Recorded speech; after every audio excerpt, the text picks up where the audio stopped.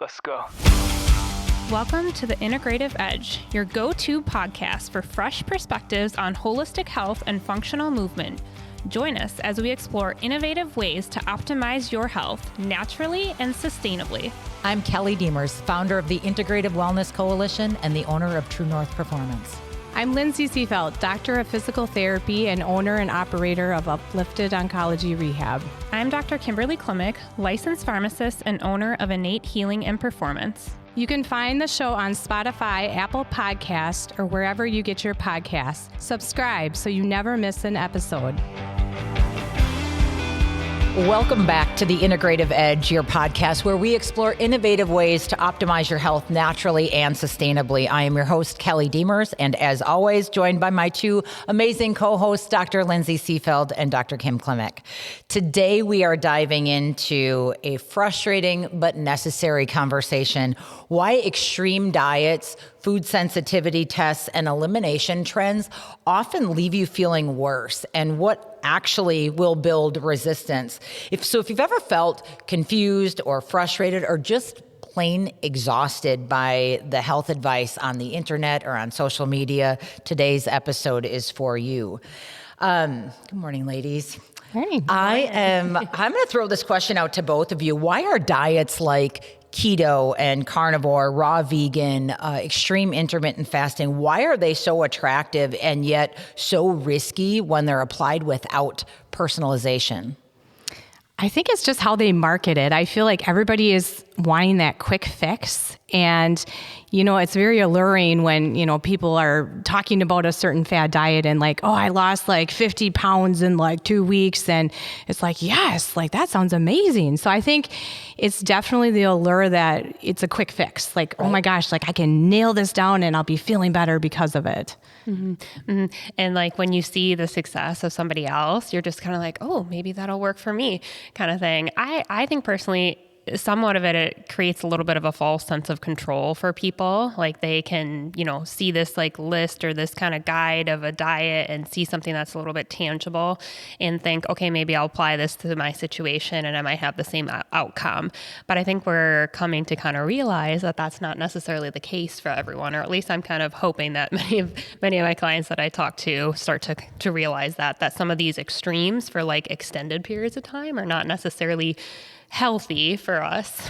Right. And a lot of times we don't see that part, right? We don't see all of the failures that come with these diets. What you see is the shiny, six-pack abs and somebody's glistening and tan and beautiful after 6 weeks of a workout, but you don't see the hundreds and thousands that have failed doing that same diet. I think we're just wired to want to believe the success story. So I understand the attraction.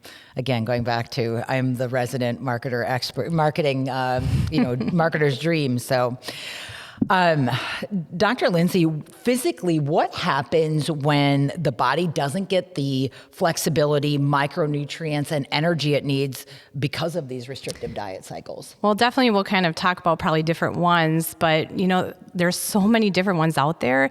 And I think the bottom line is all these different type of fad diets will really restrict, certain nutrients that the body needs. It'll start stripping if it doesn't have certain things. So I know one thing that definitely can happen is dehydration. I think some of the fad diets, like if you're taking a different pill, some have diuretics in it, which will strip and pull some of the fluids away from your body. And, also, too, with this restriction, your body's getting stressed out. So it's trying to pull some of that excess fluid. And two, I think some of the fad diets out there too, they don't really emphasize the importance of probably staying hydrated. Right. So dehydration, I think, is a definite one that I see with the body. Weakness, that is a huge one, especially if you're restricting, certain things like proteins. We need protein to help build up our strength and muscles. And what happens if you're restricting certain things, the body is like, no, like I have to have this to stay functioning. So what happens is then our body is starting to strip away from, either our muscles, our bone, our teeth. Like it's starting to pull from other areas of our body to to make up for that loss of whatever, vitamin, nutrient, mineral, what have you, that it requires to keep that system functioning. So, over time, if you're on this diet for a long period of time, you will tend to get weaker, and that will set you up for having injuries down the line. Gut balance too is something that I see with stripping the body too, because when things kind of shift and change, this is disrupting our microbiome in our body, and things will slow up, and people will tend to get more constipated, and then more inflammation starts happening. So it really does cascade a whole bunch of events in your body once you start really minimizing certain foods. Yeah. I think of that one, if you don't use it, you lose it kind of thing, especially with the gut. And when I think of like extreme extended like time periods of like juicing or like intermittent fasting, it's like you're not really using that muscle, and you're not like teaching your body and your brain to kind of send the signals to release digestive enzymes. And again, that can kind of create havoc down the road for you in terms of like motility issues. So that's definitely something that comes to mind. I do strongly, there's a strong like correlation with over restriction leading to nutrient depletion, especially minerals like magnesium, zinc, B vitamins, these types of things, and which are very critical for our gut and our brain function. I believe particular diets, if you will, can be useful and powerful for certain periods of time, but I'm always often bringing my clients back to, okay, maybe we will be giving the body a hard reset here, maybe from the beginning, 4 to 6 weeks or something, depending on how much inflammation you have in the body, depending on autoimmune conditions, because diet in that aspect can be such a powerful tool to help them heal quicker. But I always want to be in a space where we can reintroduce those foods so that these types of nutrient depletions and things like that don't go on long term, because I truly feel that a lot of concerns, even with like digestion, bloating, these kinds of things, energy levels, brain fog, are just your body's way of giving you some of the signals that the environment is not balanced, right? Like our microbiome health and just like our blood vessels and cardiovascular health in general. Something else that I thought of too is it was such an eye opener. I had a client who is really focused on like carnivore diet, which can kind of be a powerful tool for people when you're kind of first starting out, but he was still kind of dealing with some chronic health issues. And some of the things were pointing to a lot of like deficiencies in what is known as nitric oxide production. So like obviously the energy flow of oxygen to all your organs through the cardiovascular system and your blood vessels. And I had him measure his nitric oxide with some nitric oxide strips. I use a company called like Berkeley Life, and he was like, because he was still struggling with like brain fog and fatigue and things. Lo and behold, his nitric oxide levels were extremely low, and he tested like 3 times throughout the day. And I said, where are you going to get that nitric oxide? It comes from eating like deep, dark leafy greens and like beets and some of these like vegetables, because he was, restricting that with the carnivore diet. So it was just, he was kind of like fascinated by it. And I was like, it can be a good tool, but also realize that we do need some of these other plant-based options too, for good reason. Keeping this view at 5,000 feet, because I do want to take a deep dive into the individual types of diets. What we're talking about is really just the individual types of diets without supplemental, without the supplements, right? So we're just talking, that could be a separate episode on all of the medicinal, or supplemental interventions that you can apply to dieting. But keeping it at a higher level, how does long-term elimination without proper rebuilding, Lindsay, I'm going to throw this one to you, without proper rebuilding lead to compensation patterns? Kim, you can address chronic inflammation and even injury risk. You want to tackle that one? Yeah, well, just as we had mentioned, if we're eliminating a lot of things, our body is trying to pull from different areas, and weakness is definitely a big part where, the muscle tissue is getting depleted. You can't build build appropriately. And over time, that can lead to like failure, like you're going to lift and all of a sudden you have a major injury happen in there. And that, I think that's a big one. And it's important, I think we'll touch upon this, but, as you start kind of building back, we have to, take it very slow. Mm-hmm. It is interesting, talking about elimination, and I want to just clarify, the elimination that we're talking about is just every one of these fad diets eliminates something, right? So if you're keto, if you're carnivore, if you're intermittent fasting, you are eliminating something, and that elimination is specifically what we're speaking of, because I think there are true elimination diets where you're stopping to eat one thing. Each one of these, a major facet of them is a long-term elimination of something. So Kim, I'm going to throw it to you with chronic inflammation. Yeah, I feel like sometimes the diet and the nutrition restriction also doesn't really address the why symptoms are happening in the first place, and that's what I try to explain to people. And it's more of looking at some of those imbalances or deficiencies actually in the body that people need. And again, it's micronutrients and things those are some of the things that tend to be oxidative stress to the cells, which again is inflammation driven and toxin driven, which those are lab markers that come back for me time and time again with clients, lab work and their hair tissue mineral analysis tests with nutrient levels. And for me, healing isn't just about removing triggers. It's actually about building resistance and tolerance so that your body can thrive with more freedom actually and not less in the long term. That's just how I view nutrition.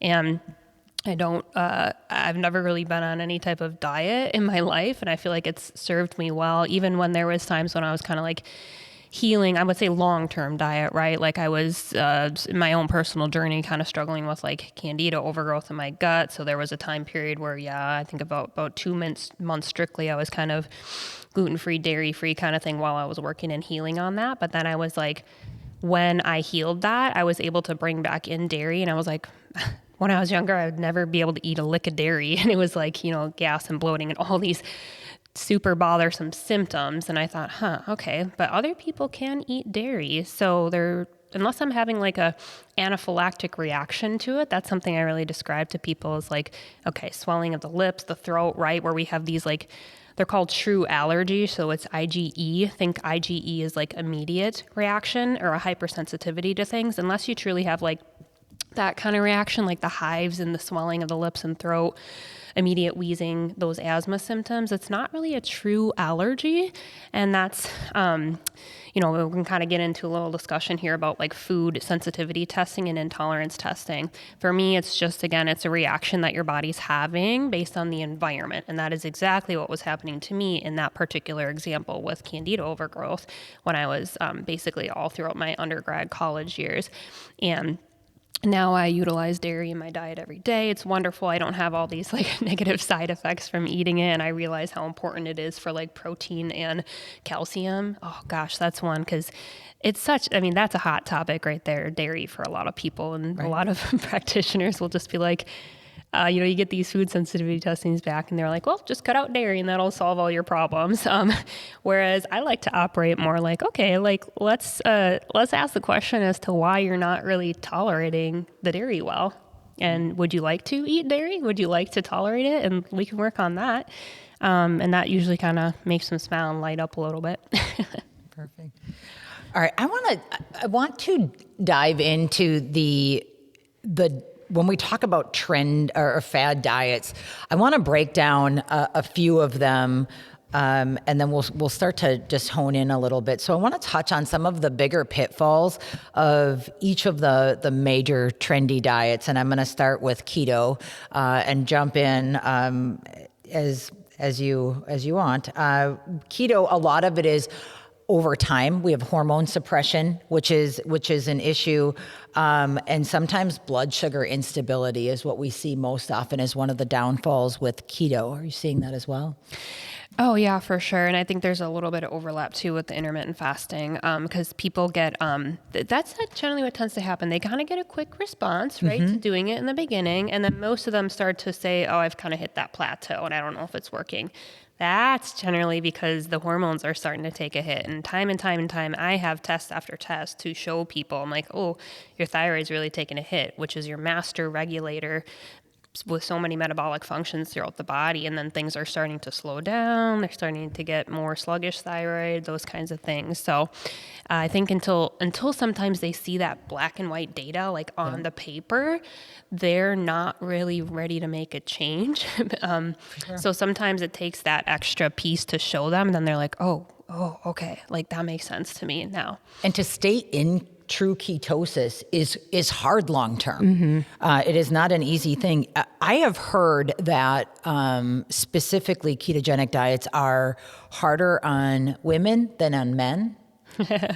Oh yeah, I kind of giggle at that because there's so many like all the studies out there. It's like largely they're done on men, and then women were trying to apply this to themselves. Right? Like, whoa! And my brain is instantly like, whoa, we have different hormones than men, so these are not going to operate. And men do not struggle as often with thyroid issues like women do. Right. So it just like when you're actually thinking about all that stuff together, it makes a little bit more sense. But they will tell you even like this study has only been done on like XYZ population, majority of it's like males.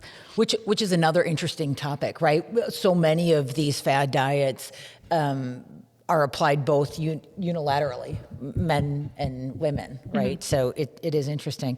Carnivore diet, major pitfalls there, missing fiber, antioxidants. You've already talked about the gut imbalances. Anything else that we should be aware of?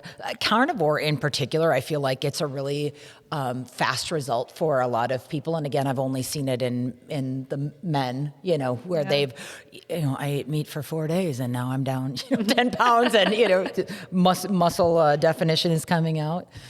Yeah, for sure. Does that hit the gut more, you think? Like usually the carnivore? Oh, yeah. That's where I kind of say it's like you're not really getting that fiber and that roughness to move things along. To help move the gut. Say, it's like, their bowel movement slowed down a little bit. And some of them for men, it's not always like they don't really notice it or care about it as much. But for some of the female clients, I've only had a couple of them really say that they've ever tried that. But more often than not, a lot of women do struggle with constipation or slow motility. And so they haven't really utilized that diet in particular, I would say. It's more like the keto and the intermittent fasting for them that I've seen more. And I think it's due to that reason in general, because you need that roughage to help move things through the gut. Let's dig into intermittent fasting because there are several different kinds. And I have used intermittent fasting and it was fine. I think there are some guidelines that have to be around intermittent fasting. One, it's not permission to eat for that, 16-8, you have an 8-hour eating window, and some people are like, I can eat whatever I want in that 8-hour window.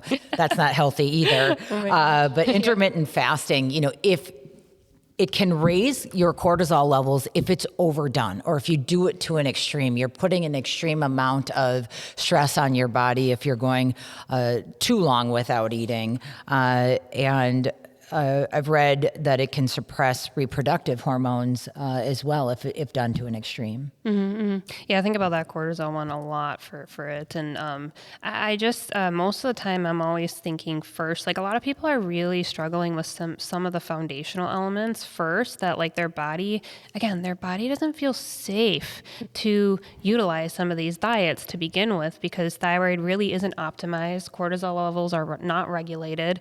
Hormones are not balanced. So it's pretty much just going to, like the body, think about it this way, the body will always prioritize those things first for it to feel safe. So it just kind of tends to spiral some of those things worse if those pillars are not in place first before utilizing some of those strategies. Absolutely. And I think, too, when I think of intermittent fasting, like you said, that window, you have that window, but then what are you eating during that window too, right? Like, I just didn't eat for so many hours, but then you have to have a balanced type diet when you are eating. I was like, I had one of my preceptors, like when I was doing residency out in Arizona. She was kind of like that. She was definitely in like the perimenopause, menopause time frame, and she learned all about intermittent fasting. And she would come to work and just like, intermittent fasting and having a lot of success. But like in her window of eating, it was like she was not eating Chaos. healthy foods. It was like Chick-fil-A and like all these like, it was just kind of funny because she's like, yeah, I can kind of eat whatever I want in this window. And at that time I knew nothing about like functional medicine and like intermittent fasting. So I was just like, interesting. Yeah, right. Like an interesting concept. Like, let's just eat garbage in that window. Right. If it sounds too good to be true, typically, yeah. It is. Raw vegan, nutrient absorption issues are a challenge. One of the other things is immune support challenges with raw vegan. Oh, yeah.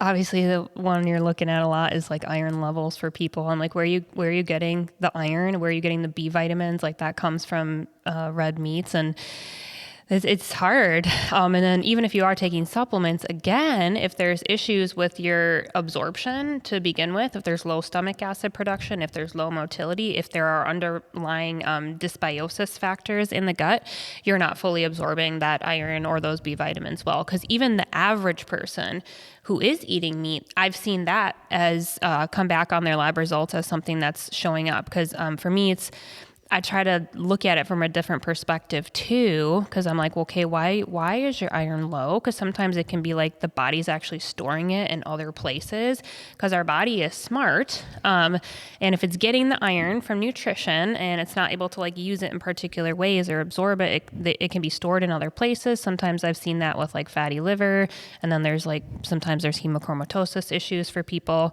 And then I'm kind of like, okay, well, what's kind of stealing your iron, or why is your body like storing it? But that's already an issue for some people who even do eat red meat. So then when you go on that end with vegan, it's just a lot of clients. Actually, I think I only have like one or two clients who said they were vegan, and then like help kind of somebody maybe not be vegan. But it's just quite interesting because a lot of them do look a little bit more pale skin, and you can tell that they're really lacking the iron and the B vitamins. Mm-hmm. A couple more juice cleanses. They kind of up in popularity, and then you don't hear about them, and then they're back up. But what we see there is a lot of blood sugar crashes, loss of critical protein in the diet. Yeah, I mean, a lot of those juice diets is like high in fruits and sugars and all that kind of stuff. So it can really alter, I think, the blood sugar levels a lot. Yeah, I'm definitely a big fan of like utilizing juicing in the healing process, but not really like restricting it to that. Like, oh my gosh, even if I think of like doing like a 3-day juice cleanse, that sounds extreme to me. But right. It's like I have gone, oh my God, I love the Dirt Juicer, and I've gone there and I'm like, hey, I love their they have one that's called like Unbeatable, but it basically has like beets, celery. That's my favorite. That's like my favorite one because it's so good for like liver health. It helps with constipation. It's like such a great tool. But I'm not really operating in the space where I tell people to like just drink that juice for like the day. I was like, utilize this as a tool. Sometimes I've told my clients if they're really backed up, they can do some celery juicing, but I don't tell them to just drink the celery juice. I'm like, okay, do your little celery juice, then eat as you normally would, right. Electrolytes, all those kind of things, because it can help.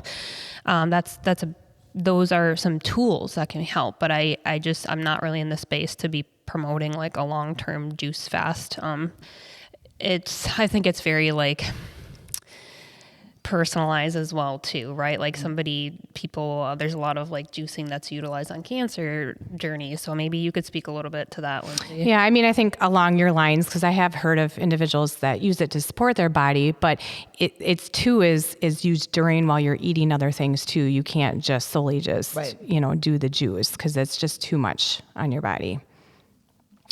Next up on the list is low-calorie diets, and I think this is probably one of the easiest ones for people to go to. And I don't know where 1,200 calories came from, but it just seems like low-calorie diet, 1,200 calories. I don't know why that is a thing, but it just always seems like 1,200 calories is the gold standard, and it's not. But it seems like it's tied to low-calorie diets. Potential slow, it's going to slow metabolism. It causes muscle loss. It disrupts hormones, sleep, thyroid. And then we get into this weird pattern of the body, when it gets that restriction, it's holding on to all of their calories. And so when they do start eating normal again, it leads to weight gain. And weight gain, just people won't stay with it long enough. They'll gain a few pounds and panic and then go back to that calorie restriction where it's now holding on to all of the calories that you ate even more. And you get into that pattern of weight gain, a little bit of weight loss, even more weight gain on those low calorie diets. Yeah, I just think back to the cave days when maybe you didn't know where your food source was coming from, right? And so when you're restricting yourself so much, and then you have, like, hey, we killed a bear here, so let's quick gouge and eat, and our body wants to hang on to that because it's not sure when it's going to get the next meal, and so our body is so smart, but that's what's happening with that type of restriction. For sure. Yeah, I remember just kind of like when I was a little bit younger and like working in the waitress like industry and stuff, that would kind of be service industry, and I was waitressing. That was always kind of like a go-to for some of the gals, is like they would go and get like a shake or something from whatever, like Herbalife and all these other shake companies. And then that was kind of like just their meal. And then I even when, you go to like the dirt juicery and places like that, for me, it's not enough calories. So I'll actually bring extra snacks, extra protein. I love it. It's good, healthy stuff. But I'm thinking to myself, it may be only like 15, 20 grams of protein. I need way more than that to sustain.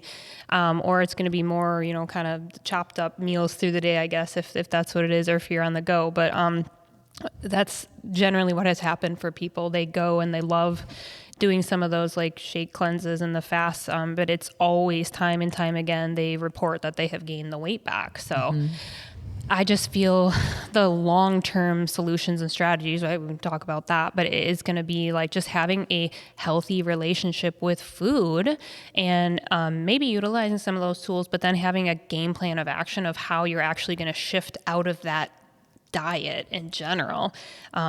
And a lot of us don't really like the word diet too, but it's, that's kind of like what it is. But just creating more of like a lasting, healthy relationship with food. And let's be mindful. I feel like you have to be in a space now to understand that like skinny doesn't always equal healthy. Okay. You need to feel strong and good in your body. And I get it when clients just like, it's aesthetics and things like that. But truly, like, ask yourself, do you wake up daily? Do you feel strong? Do you have good metabolism? Like, is your skin clear? And like these things that really, can kind of depict if your body's, doing well with the diet. I just think it's not always about what's on the scale, but, For sure. Even there are a number of people that have gluten sensitivities, and that kind of led to a segment of the population that have went on gluten-free diets for the sake of going on a gluten-free diet. The issue that I've seen with that is, well, it's gluten-free, but it is ultra-processed foods. They're high in sugar. There's a ton of chemicals in there to make it gluten-free. So you swap the gluten for something potentially far worse. And when we ask people, why are you on a gluten-free diet? And sometimes they just don't know. And they think it's healthier. Well, shared this before. Cocaine is also gluten-free. Not a healthy choice. Don't recommend. 0 stars. But it is something that we do need to be aware of. Is just because something is labeled a certain way doesn't make it automatically healthy. Mm-hmm. Yeah, we're just like kind of operating in the space when I talk to clients about that, because it's such a common question, right? They're like, should I be gluten-free? I'm like, okay, well, if I have some data, looking at things like leaky gut, gluten can be a trigger for further leaky gut. But in general, I just ask them to think about like high quality grains that are clean. Okay, that's why a lot of people are doing stuff at their home. They're buying those like mills so they can do their own, or just making sure that they go to a local bakery and stuff that actually cares about those things, because I think it's just, at the end of the day, it's the quality of the grain is what I've kind of come to learn, because people go and they travel. Yeah, I was to Italy just gonna and all say, those places. you hear that where people travel abroad and they have no issues, and as soon as they come back to America, it's bad again. Like they're eating all the lovely pastries and the pasta. It looks phenomenal. And to me, it's the quality of the grain at the end of the day. So just being mindful of that, because you go to the grocery store and just take a look in the gluten-free section, start to read the label. And if it's laced with more seed oils, there you go. Right. You're going to trading one problem for another, right? When we look at all of these, just collectively aggregate all of the information that we've shared, how would you summarize the common danger underlying all of these approaches? I think it's depletion. Like we had talked about in general, I think with all these, it's, when you're restricting something, you're depleting something. So that your body is going to figure it out, a way to get what it needs. So that's where it takes from other areas of your body. Mm-hmm. Yeah, and then I would say like creating less resistance and less tolerance for your body, because you really want to build up that immune system like through your microbiome in your gut and throughout the body, and with all those other like micronutrients and minerals and things like that. And yeah, I mean, just creating like a lasting like support for your body. But I think the long-term diets are really just creating less resilience over time.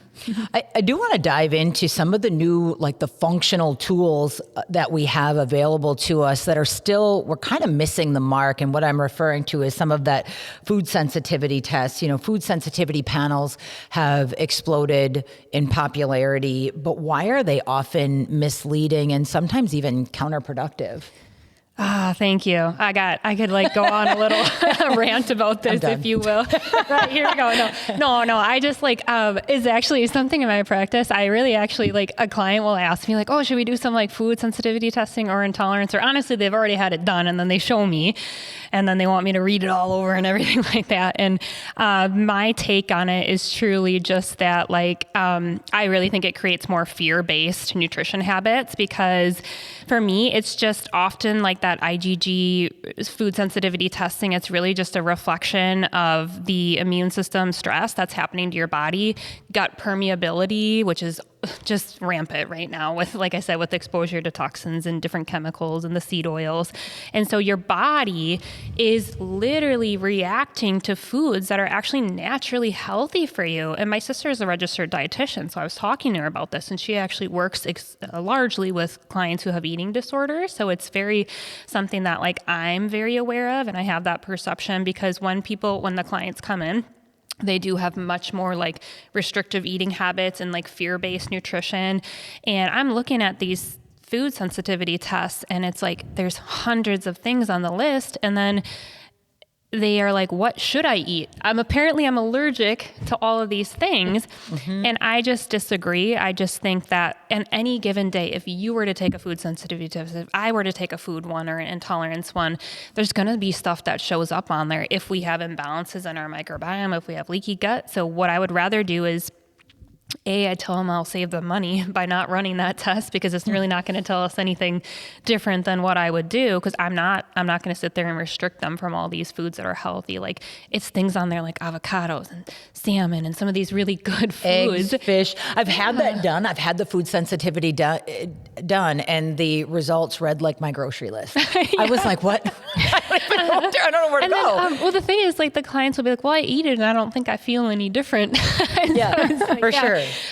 So I just say, okay, how about we just work on a little bit on the dysbiosis, maybe some of the overgrowth of the bacteria that's going on. Let's bring some of that bacteria back in alignment. Let's start to work on healing leaky gut in that kind of sequential process. I teach them about the 5 R's of the healing of the gut, and let me work with them for a couple months. And usually things will kind of come back into balance for them. And I would rather have them do that than to be feeling like they need to be super restrictive of those foods for the rest of their life. Because I've seen that be an approach of even some functional practices, and it just I operate in a different way. I just don't really believe in that kind of long-term restriction. So I think it's just important, and I don't want that fear-based nutrition and further to potentiate undereating. Honestly, at the end of the day, yes.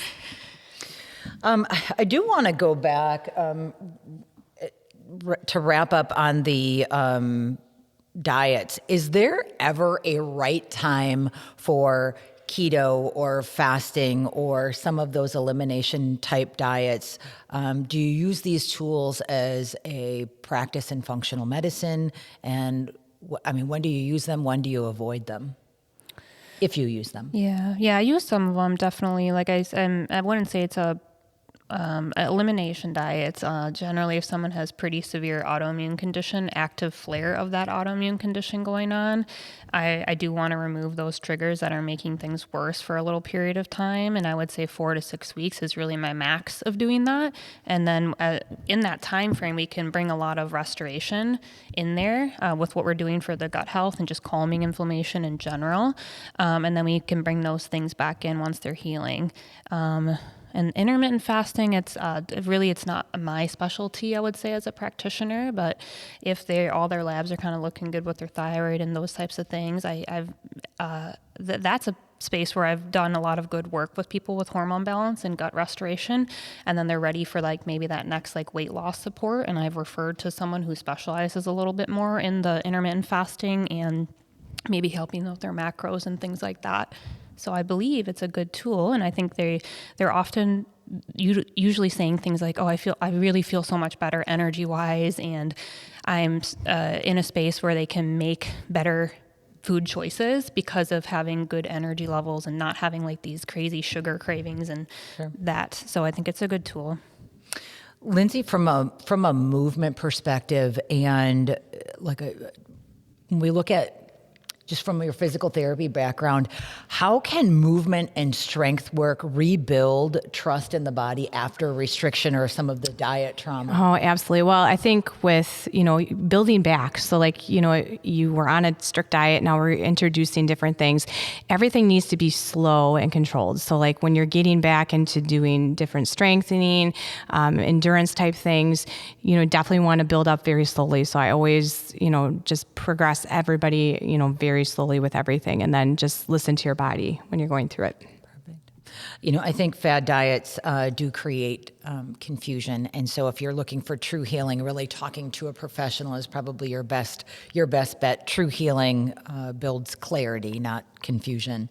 Final thoughts on things, takeaways from today. I think it's just, I think reaching out with a professional, if you're considering, like, what do I need to be doing? I think a professional like Kim, where she can kind of guide you on maybe things that we maybe need to clean up to kind of help support your body. But it is extreme. And as we talked about, it can really deplete certain things in your body, and your body will find a way to get what it needs. Yeah. I like to operate a little bit more in the space of having data, and that helps me drive the recommendations that I make for my clients. And I don't, it's quite interesting because again, sometimes I can't always just like look at someone on the outside and understand maybe what's going on with them with like cortisol and maybe like thyroid and things like that. So rather than just like reading about a random diet on the internet or somebody else's success story, like just stop and pause for a minute and just understand that each of our bodies are unique. Literally our chemical makeup, our cells, what's happening in our own terrain, like in our gut, in our body, is quite different from each person to each person, and we are all not going to respond the same to any old diet. I wrote down a couple of things. You do not have to starve, punish, or restrict your body into healing. True resilience is built on nourishment, strength, and trust. It doesn't come from a place of fear. And your body, every one of us have talked about it, your body has the wisdom it needs to heal. Our job is to listen, to nurture, and to support that natural brilliance. So with that, thank you, Dr. Kim. Thank you, Dr. Kim, Dr. Lindsay, for being part of another deeply needed conversation. Thank you for listening today. If you have not already subscribed, please do so on Apple Podcasts, Spotify, or wherever you get your podcasts. We'll see you next time.